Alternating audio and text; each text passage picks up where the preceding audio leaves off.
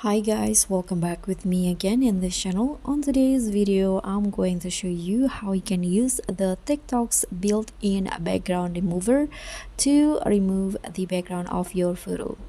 So if you want to have a cutout photo in TikTok, for example in here, I'm going to start just by clicking on a plus icon to open the TikTok camera. Then here, I'm going to just use a background. I'm going to just take a photo in here like this, for example, and then I'm going to click on a sticker icon in here and then add this plus photo.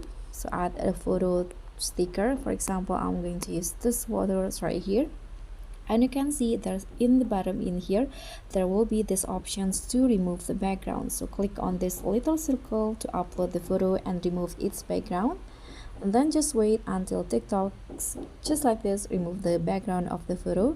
You can click on OK, and now the photo will become a cutout like this. You can put it in anywhere on your videos or photo, and here you can also pin it or saturation on the photo, which the photo will appear. For example, you can click on a check icon, so now the photo will look like this. So that's all from me. Thank you so much for watching. Don't forget to like, comment, and subscribe. Also click on the thanks. Bye.